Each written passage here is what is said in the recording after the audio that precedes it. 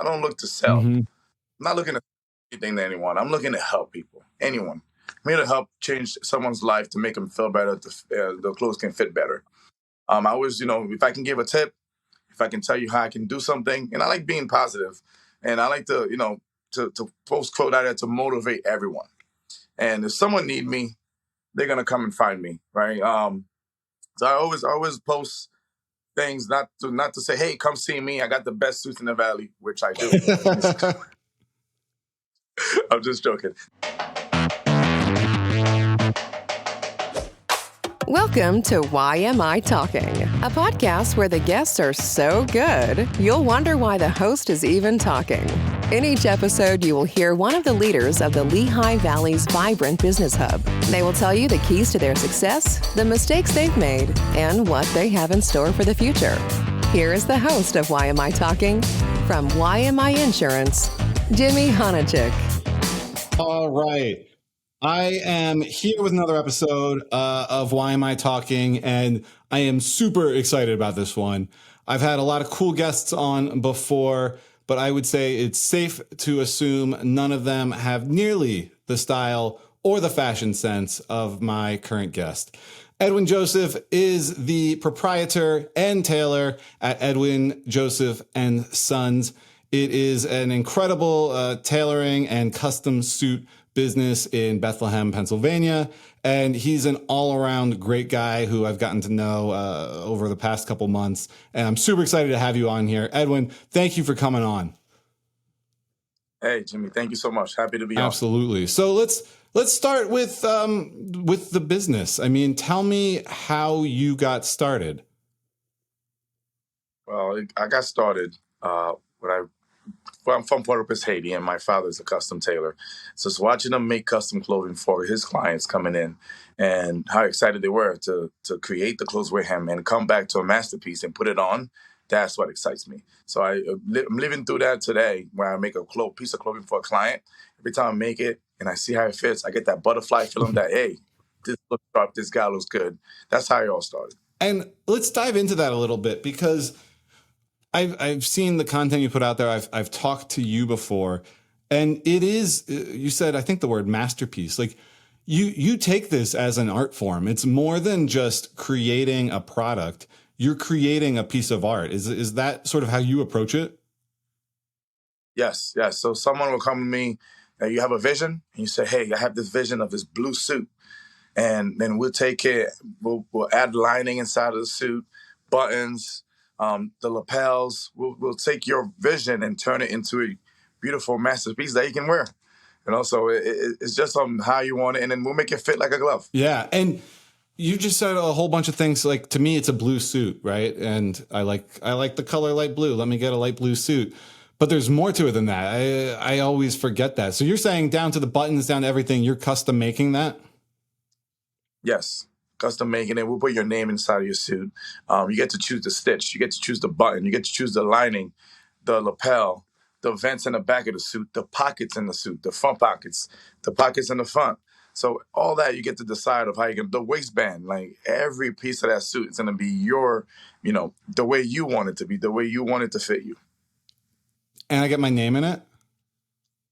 Oh, yeah, definitely. You get your name in it. And now also, in the back of the collar, you can put any phrase that you want. You can put, oh, get out, Jimmy loves birds. Whatever you want to put in, you can do it. What are some of the best, like, have you had any really creative ones or ones that stand out that people have put in there? I got one of them that, I got a few where people will put the wife's name. That's or they'll put, love people, love God, love people. Mm-hmm. I have some, but, pay me in the back. Whenever you flip it, you'll see exactly like the personality of someone now, what they want, what they like, a phrase they like, things like that. Does the one you're wearing right now have a phrase in it? I don't. I was about to go grab one right now and show you, but I was like, man, I wish I had one right here so I can just grab it and be like, here. But for weddings, what we do, we put the initials of the groom, initials of the bride, and right in between, it'll be the date that they're getting married. Oh, so if you flip it, it'll be right in the back of the collar. And then when you flip it down, you don't really see it until you flip it up. That's great. So I bet you do a lot of weddings. I didn't even think about that till right now. Are weddings some of your biggest business? Yes, yes. Starting since June Yeah. till October, we're all packed with wedding, custom suits for a lot of wedding alterations, everything. And do you just do the men? I guess, is it just men's clothing that you do, or do you do a little bit of everything? So I specialize in just men Mm-hmm. clothing. We do have a team that work with us that will do the women piece of things. So women, there's a lot of layers in the Yep. dresses that will take a lot of time. I'd rather just focus on the the suits and the men's clothing. Do you get involved with like the bachelor party at all? I could see starting it off getting fitted or something like that, and then going out to Bethlehem afterwards. So I'll tell you one thing that we Yeah. do. Like I don't really advertise. So client will come in and say, "Hey, I have all these guys, 7 guys." So I give them 2 options. Like either first option, you can do a party and they can come here, Get out. right? And then we can sizing party. Or some clients have pools and barbecues. I'm like, you can do a party at your house. I'll show up at your house and do the sizings for each single person and then leave. It'll take me about an hour, then I'm gone. And they love that. So we've been doing that a lot this year and last Yeah. year, where I just show one's house and just do measurements, and then the people can still have them. They eat barbecue and have fun and do whatever they want. And after that, they go out in town. I feel like I should switch jobs with you. I like the idea of that. That's much more interesting. So tell me, I mean, you're watching your dad. When did it click with you that that was what you wanted to do? When it clicked on me. So really, what I wanted to be a law enforcement officer. Like, yes, I wanted to. Oh, hold on. That's a little different than tailoring suits. Right? I'll tell you. So I'll tell you, my father, right?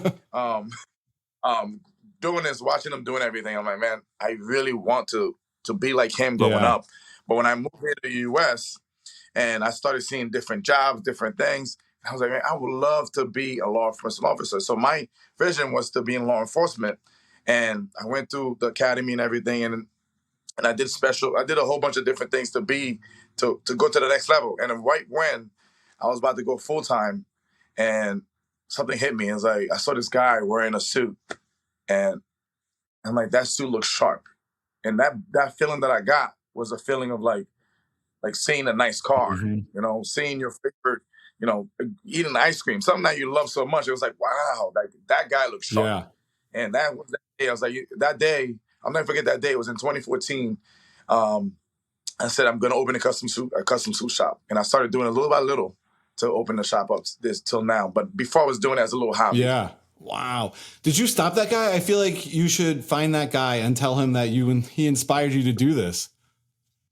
Actually, no, I didn't stop that guy. Now I'm going to go back like 2008. Yeah. Right after I graduated high school, I went to go meet small business specialists, right? And I said, hey, dream of opening a custom clothing shop and doing this. My father had it in Haiti, and that's what I want to do here. And they told me there's too much competition, and I will never make it here today. So they kind of shut me down. So 8 years, I didn't even think about this. I was doing it little by little, and I was like, forget it, it'll never work. But when I saw that guy wearing that suit, that's everything. So I started doing it and partnering with other tailors and helped them in the shop. And little by little, that's how I started. Wow. That's a very cool story. And so what made you leave Haiti and come to the United States, and when did you do that? Well, I believe I was 9 years old. We were on the way to the airport to pick up my aunt. We picked up my aunt on the way home, and we got pulled over at gunpoint. So and it was me and my sister, my aunt, my dad, my brother were in the back seat. We all had guns in the head. Oh my God. And I remember that day, my brother and sister in the back. I'm like, hey, please don't kill us, don't shoot us. I give them my Walkman, give them my shoes. They took some luggage, and I remember vividly the guy my mom's about to take the chain off, and they just grabbed the chain off her neck and just threw it away. Wow. They just grabbed it and then kept it. My dad at the time, thinking that one guy that could save me, he was the guy that was like, oh man, we're gonna die today. I was like, Dad, like me, I'm back there like, we're gonna be okay. Dad got us, but no, that ain't happen. Then they let us go. Then we went up in the mountainside of Haiti, and we just stayed there for weeks. We didn't come to our main house in Port-au-Prince.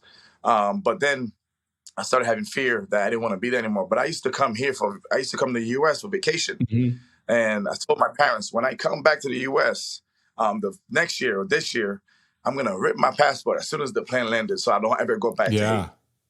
Wow. 1 year, this and then they told me, hey, you're gonna stay with your aunt here, and you're not going back to Haiti.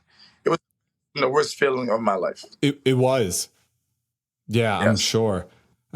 That is crazy. But and then you kept a part of, I mean, you're growing up by following in your dad's footsteps and kind of coming full circle.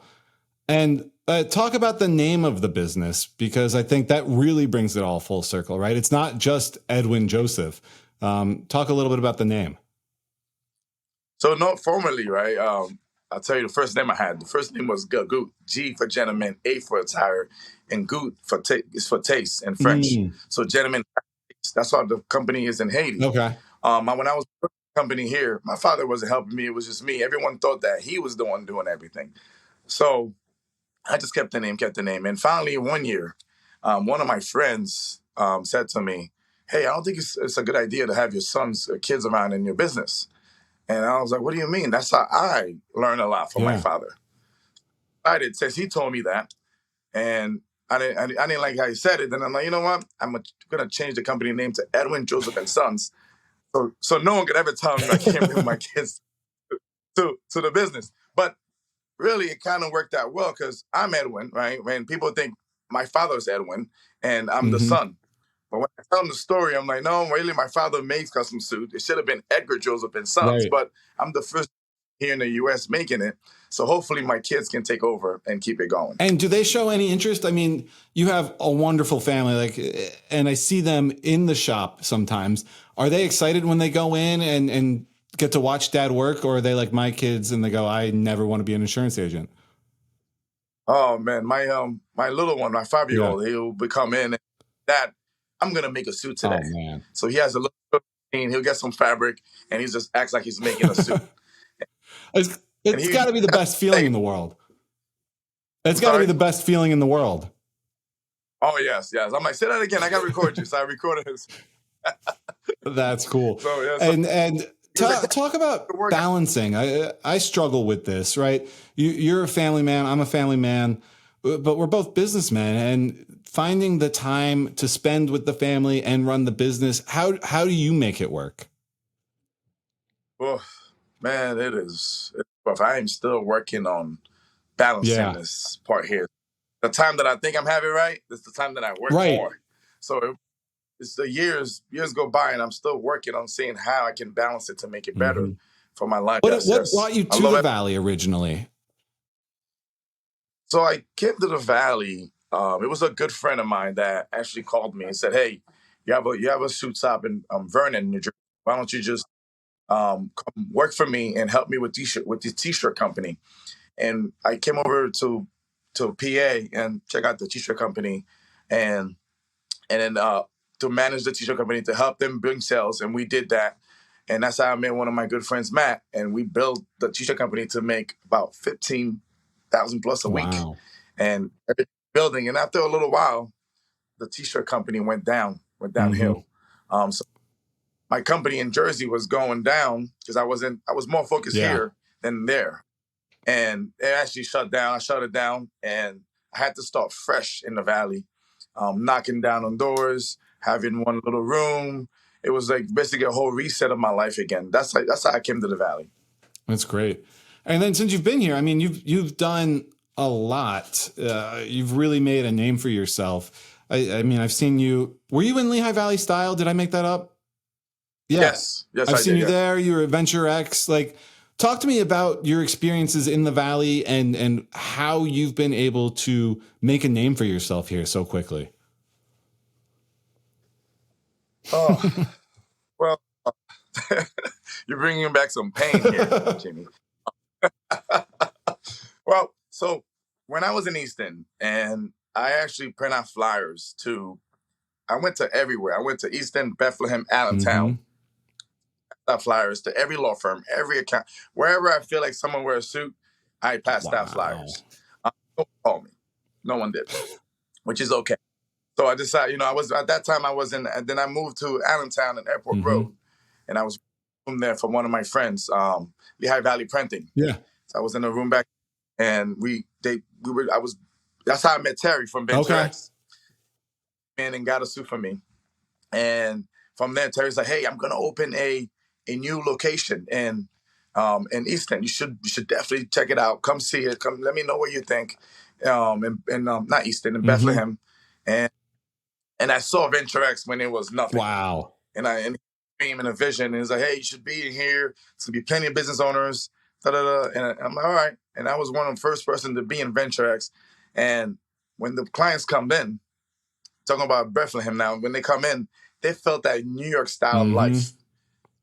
Looks so luxurious in there, and then they come straight to my office, and then they can choose what they want, what they like. That was a great opportunity being there. That helped me scale my business so much that I was able to be here in this part of the to actually rent my own location now in Bethlehem. Easton was great, and now I can't wait to see what Allentown's gonna be. That's very cool. And I mean, Venture X it's very cool what he does there, right? I mean, I can't imagine what it was like for you having a tailor business in there, but you have all these people hustling and bustling coming in and out. I'm imagining that was a great place for you to start to build up that business. Yes, it was. It was. And someone needed a button real quick, I was there. Someone needed this, I was there. When my client shows up, they offer them water, wine, anything they wanted while they wait for me. Right there, that's a key point of sales. So you're taking care of when they come up. Then they'll call me and say, "Hey, your client's here." I missed that part. It was amazing. So I work hard in keeping the same exact example of Venture X and having it. I was about to say that. I've been to your shop, and you've definitely taken some of that. You have drinks there. You make it feel like a nice environment to do things.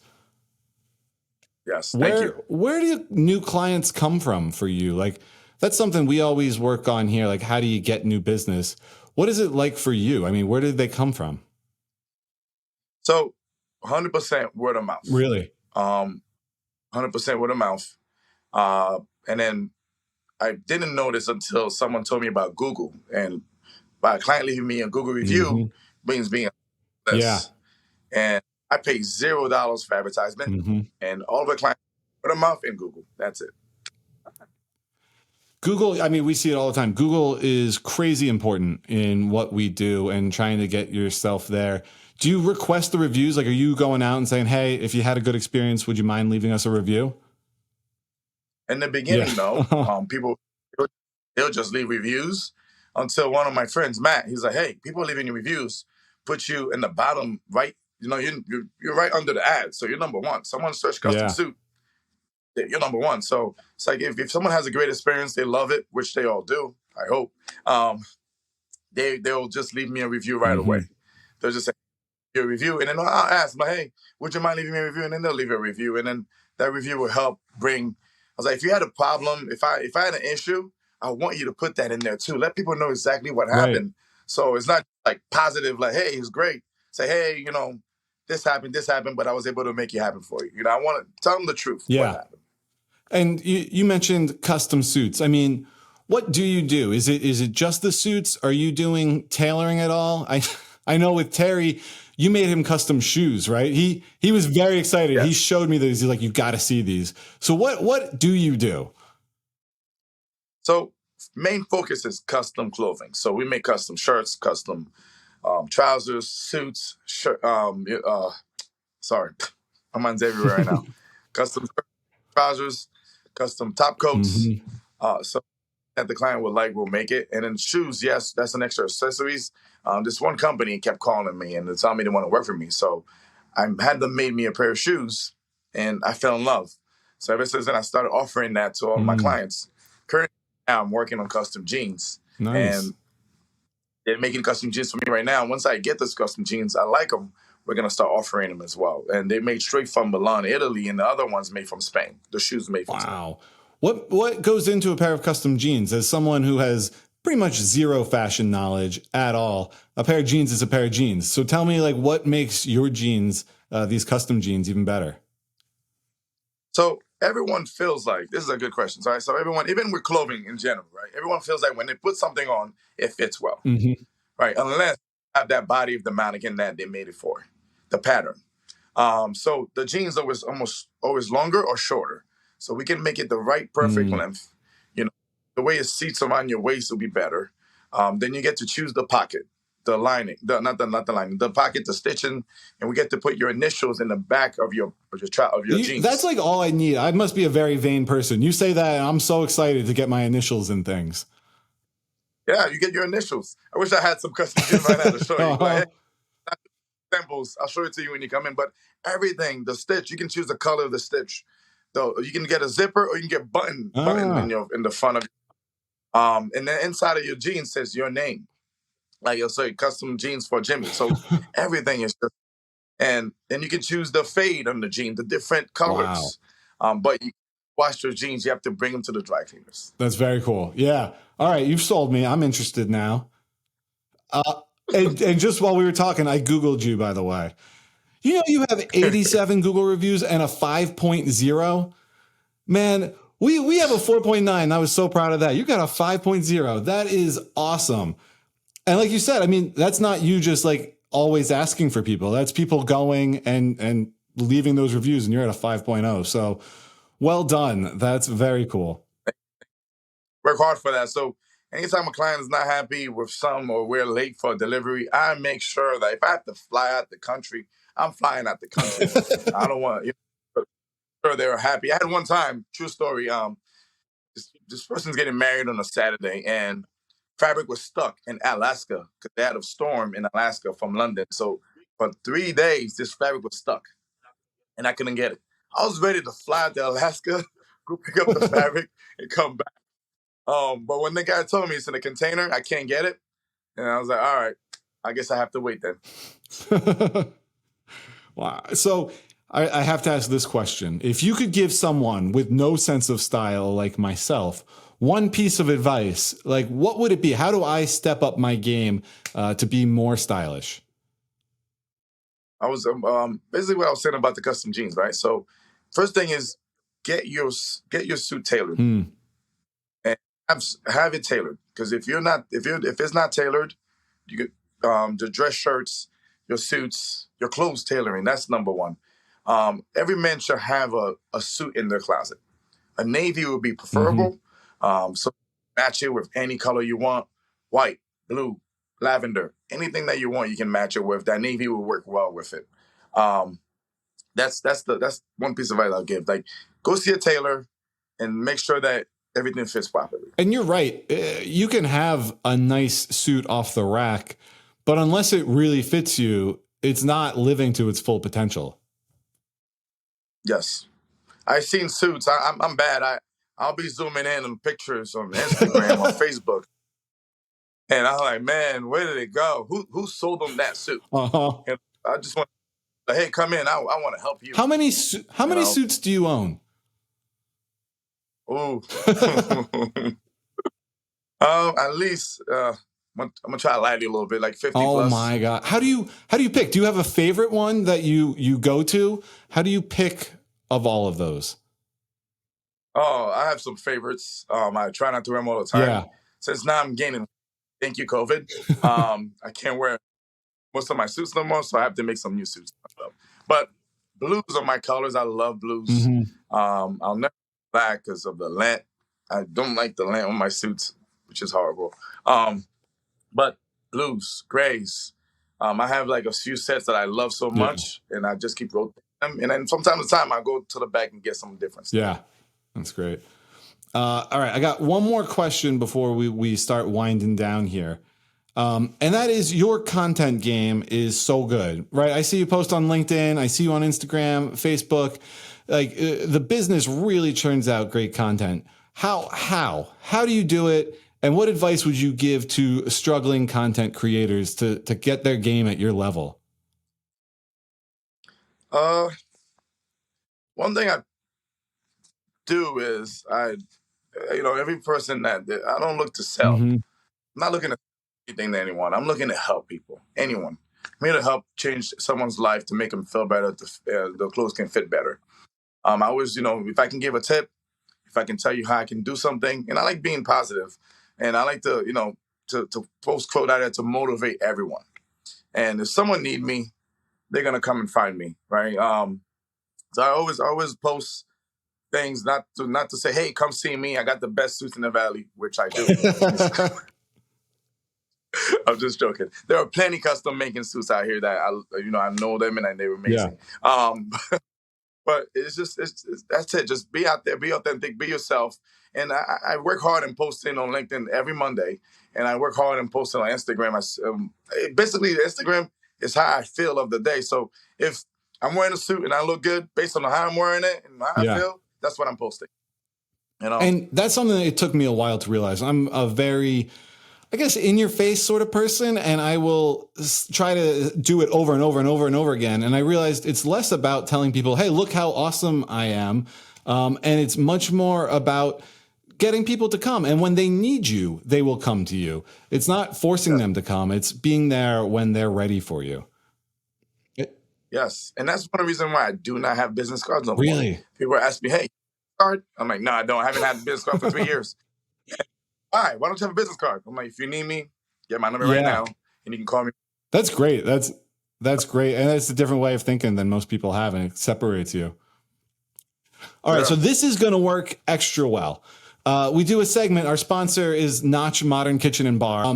They do this special cocktail where basically you tell them how you're feeling and what kind of alcohol you like, and they get this custom cocktail for you.